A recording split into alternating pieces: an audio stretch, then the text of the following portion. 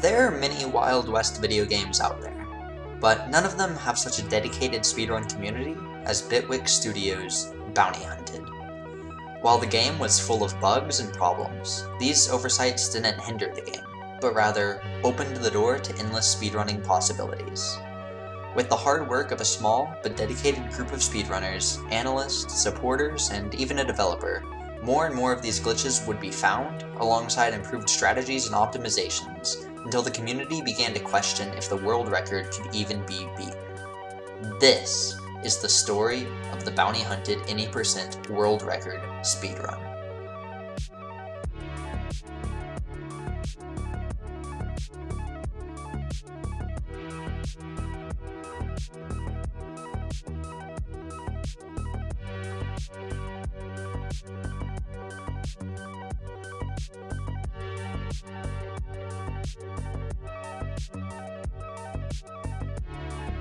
The project was officially announced to be in production on July 19th, 2020, but not much was known about it other than that it would be an FPS game created by some of the best developers at Champlain Game Academy.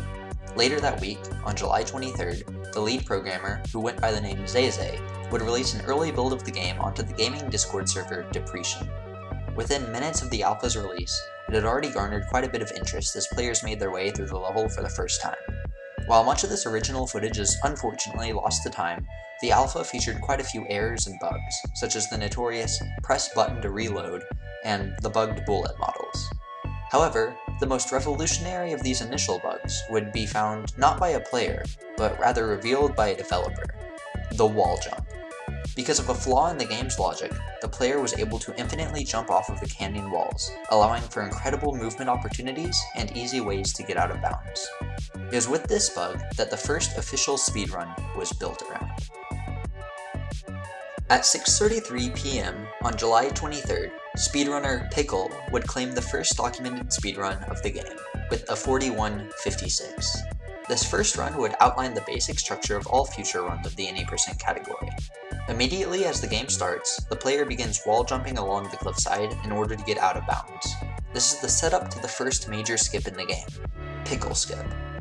By jumping across this out-of-bounds area, Pickle saves a considerable amount of time by skipping two major areas of the game. He continues on with this first recorded canyon climb. This canyon climb is now considered incredibly messy and most likely a run killer, but it was thought to be the fastest strategy at the time. Once back in bounds, Pickle simply had to run to the end of the level. In this build of the game, enemies were not implemented yet, but neither was the proper end of the level. Because of this, the speedrunning community came to the agreement that time would stop on first contact with the tent, as seen here. And it was with this run that the first ever world record was set.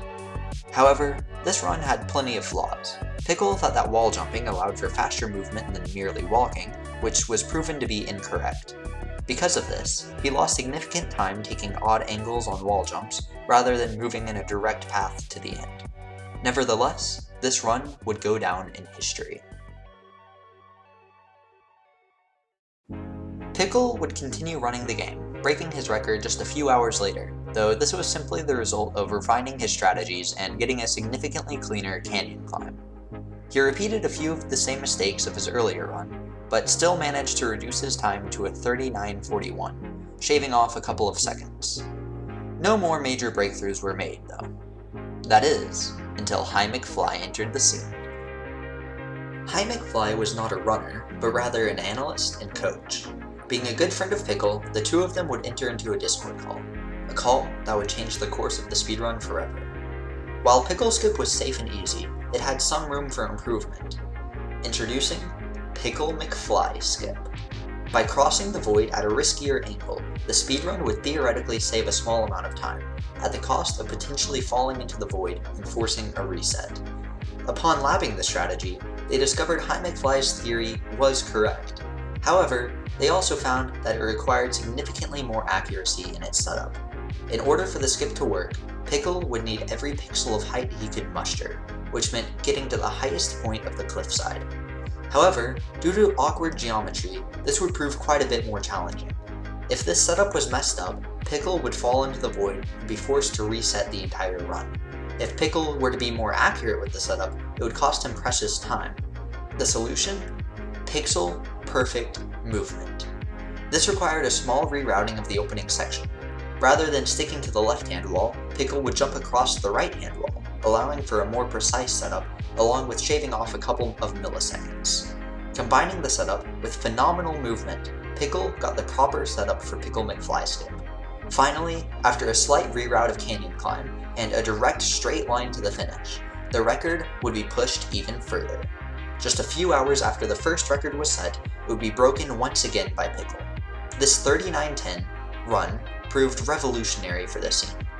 While it was only milliseconds faster than the previous record, it proved that there was still room to improve.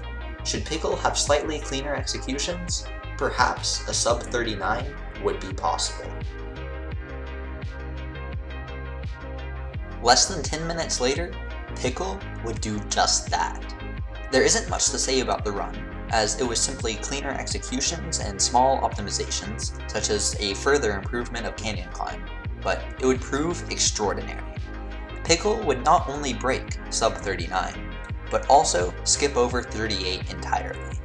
Pickle made history with his 37:93.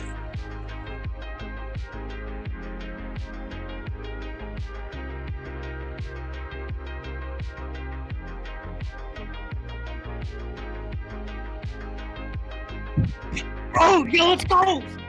37:93, let's go!